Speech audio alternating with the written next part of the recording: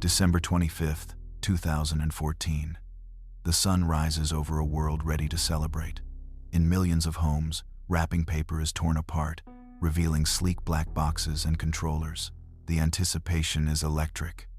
Power buttons are pressed, screens flicker to life, and then, nothing. Silence. A connection error. A spinning wheel that goes nowhere. Across the globe, from New York to London to Tokyo, the digital heartbeat of a generation stops dead. Xbox Live is down. The PlayStation Network is completely dark. It isn't a glitch. It isn't a technical error. It is a hostage situation. As engineers at Microsoft and Sony scramble in blind panic, watching their billion-dollar infrastructures crumble under an invisible weight, a single message flashes across Twitter. It isn't a demand for money. It isn't a political manifesto. It is a taunt, a flag planted in the ashes of the holiday spirit. The perpetrators are not elite spies. They are not a foreign government. They are a loose collective of teenagers, fueled by ego, chaos, and a terrifying amount of power. They call themselves Lizard Squad. But how did a group of kids manage to bring the biggest tech giants to their knees and ruin Christmas for the entire planet? And when the FBI finally comes knocking, will their arrogance be their armor or their undoing? To understand the chaos of that Christmas morning, we have to rewind. We have to leave the corporate boardrooms of Sony and Microsoft and descend into the digital underground. Down here, there are no skyscrapers or stock options. There are only dimly lit bedrooms, glowing monitors, and the ceaseless hum of computer fans. This story doesn't begin with a mastermind planning a heist. It begins in the chaotic, toxic, and lawless corners of the internet relay chat channels, obscure forums, and the dark recesses of Twitter. Here, notoriety is the only currency that matters. And in 2014, a new group was hungry to be the richest men in the room. They called themselves Lizard Squad. The name itself sounds like a bad joke, a cartoonish moniker chosen by teenagers. But the individuals behind the screen were far from harmless. They weren't hackers in the traditional sense of writing complex code to bypass firewalls. They were something far more volatile. They were masters of the DDoS attack, distributed denial of service. It is a brute force tactic, a digital sledgehammer. By hijacking thousands of poorly secured devices, routers, smart cameras, home computers, they built a massive army of zombie machines, a botnet.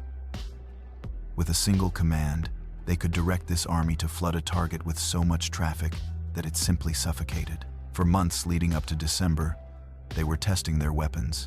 They treated the internet like a playground where they were the bullies, and everyone else was a victim waiting to be shoved.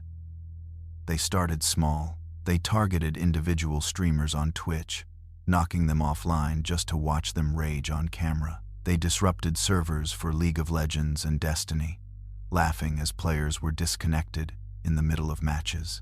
They did it for the lulz, a nihilistic pursuit of amusement at the expense of others' misery. But digital vandalism wasn't enough. The adrenaline rush of disconnection was fading. They needed to bleed into the real world. In August 2014, the arrogance of Lizard Squad reached a terrifying new peak. They targeted John Smedley, the president of Sony Online Entertainment, but they didn't just attack his servers. When Smedley was on an American Airlines flight from Dallas to San Diego, the group tweeted a threat to the airline, claiming there were explosives on board his plane. The flight was diverted. Fighter jets were scrambled. Federal agents stormed the tarmac. In that moment, the line was crossed. This was no longer mischief. This was terrorism. They had forced the real world to bend to their digital will, and they got away with it. The lack of immediate consequences fed their God complex. They felt untouchable, invisible, omnipotent. Emboldened by the fear they had caused, they set their sights on the ultimate prize. They wanted a stage so big that the entire world would have to watch. They looked at the calendar and saw the one date where internet traffic and emotional investment collide perfectly: December 25th. It was calculated cruelty. They knew millions of children would be unwrapping consoles. They knew parents would be setting up accounts. They knew the servers would already be strained. It was the perfect storm. While the world shopped for gifts, Lizard Squad shopped for bandwidth. They expanded their botnet, recruiting more zombie devices, sharpening their knives for the main event. They weren't just planning an outage, they were planning an assassination of joy. The attack began precisely as promised. As the clock struck midnight, ushering in Christmas Day, the botnet was unleashed. It was a digital tsunami. Traffic requests hit the login servers of Xbox Live and PlayStation Network, not by the thousands, but by the millions. Inside the network operations centers of Microsoft and Sony, the scene was one of absolute bedlam. Monitors flashed red warnings. Bandwidth graphs didn't just spike, they went vertical, hitting ceilings that shouldn't have been reachable. Engineers attempted to reroute traffic, to scrub the bad data, to block the IPs, but it was like trying to stop a tidal wave with a bucket. The sheer volume of junk data choked the pipes. The doors were slammed shut. The blackout had begun. On Twitter, the reaction was instantaneous. Number PSN down and number Xbox Live down became the top trends worldwide. Confusion turned to anger, and anger turned to despair. Parents were filming their crying children, unable to play their new games, and posting the videos online. For Lizard Squad, this was the applause they had been waiting for.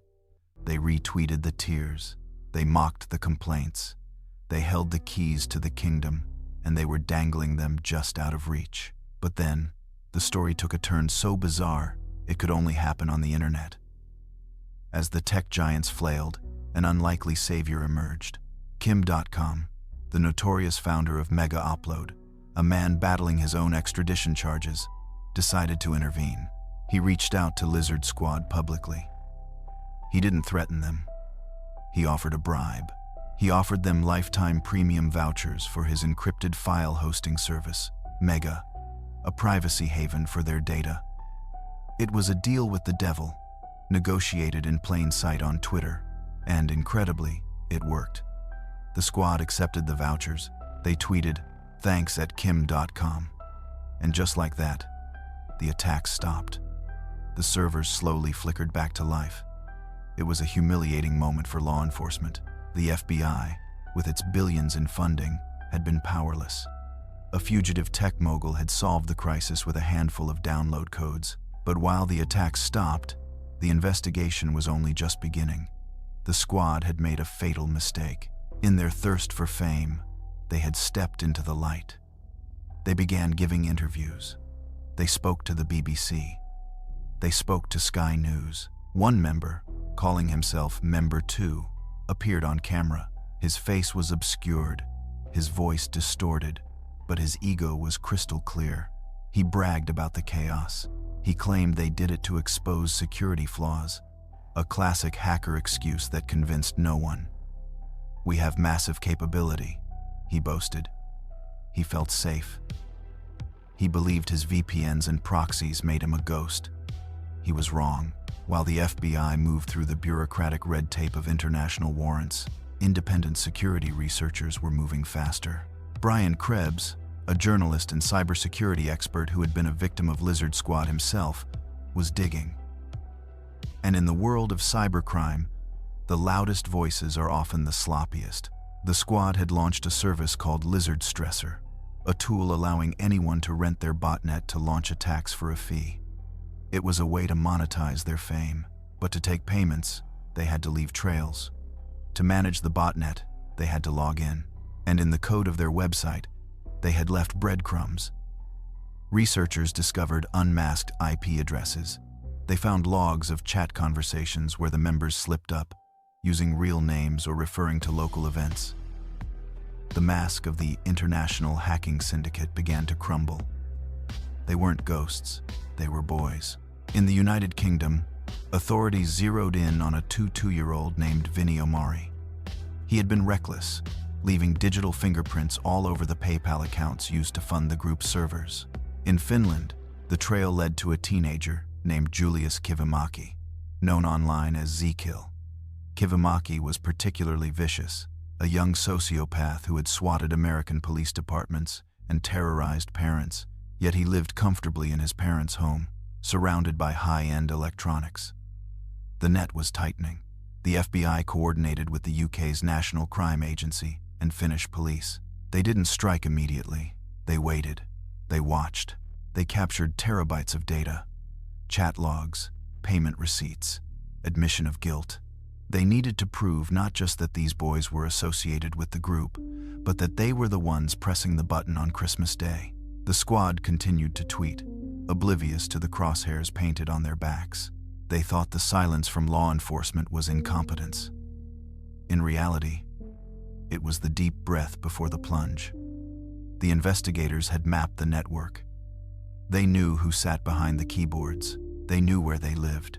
They knew what they ate for breakfast. The game was over. The players just didn't know it yet. The invincibility of Lizard Squad evaporated not with a bang, but with a knock on the door. In the United Kingdom, the sanctuary of Vinnie Omari was breached. Officers from the Thames Valley Police didn't need to hack a firewall. They simply raided his home. They hauled away phones, laptops, and Xboxes, the tools of his trade, now reduced to evidence bags labeled with black marker. The untouchable hacker was just a 22-year-old man, blinking in the sudden exposure of the real world. But the true center of the storm was in Finland. The trail led to the doorstep of Julius Kivimaki, the teenager known as Zekil. He was the loudmouth, the one who had taunted the FBI on television, the one who had terrorized families with swatting calls. When the Finnish police moved in, they didn't find a criminal mastermind in a high-tech lair. They found a 17-year-old boy.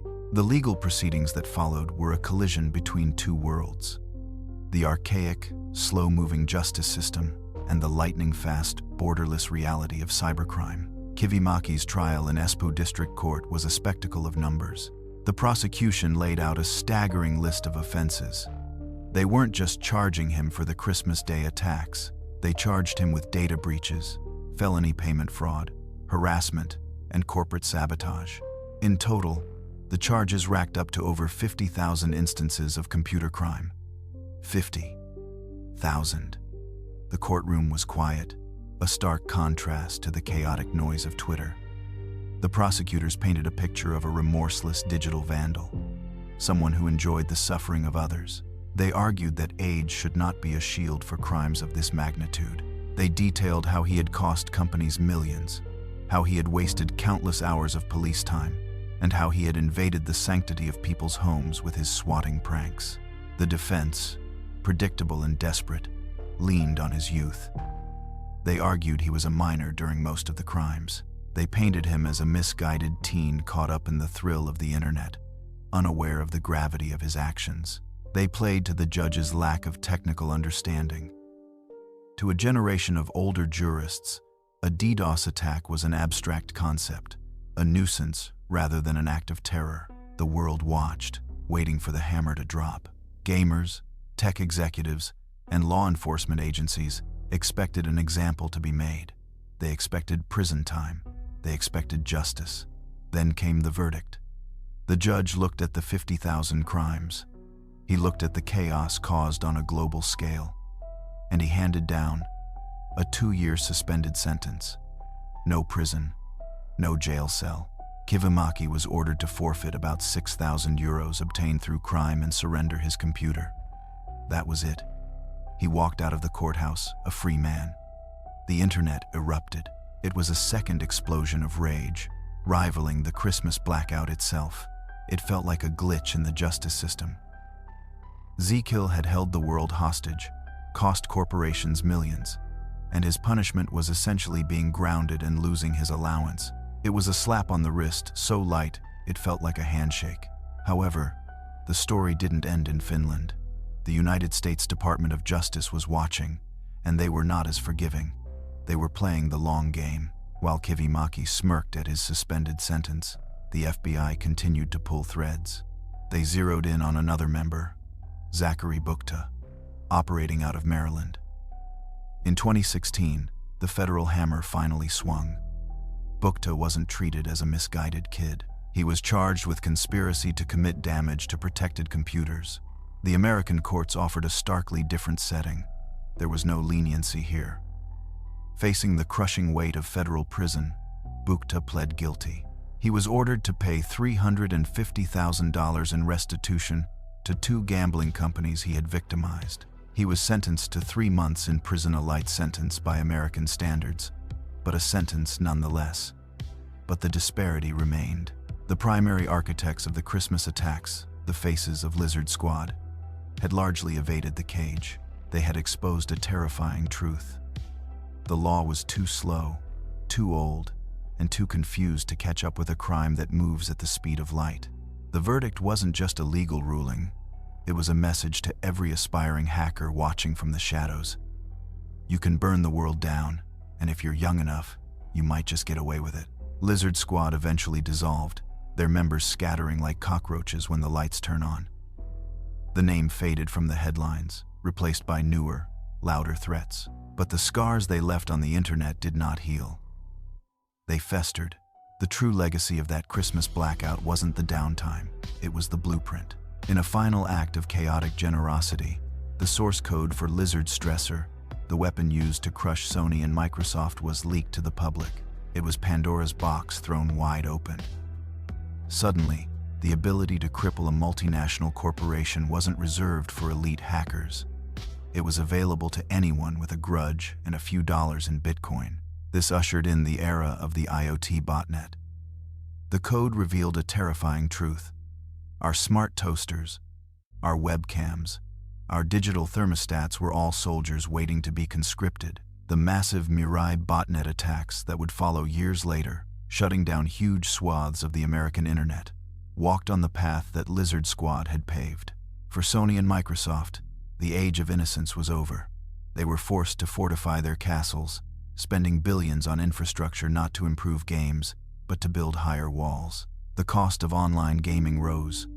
Security checks became more intrusive, and the freedom of the open network was suffocated by the necessity of defense. As for the members, some vanished into the mundane reality of adulthood.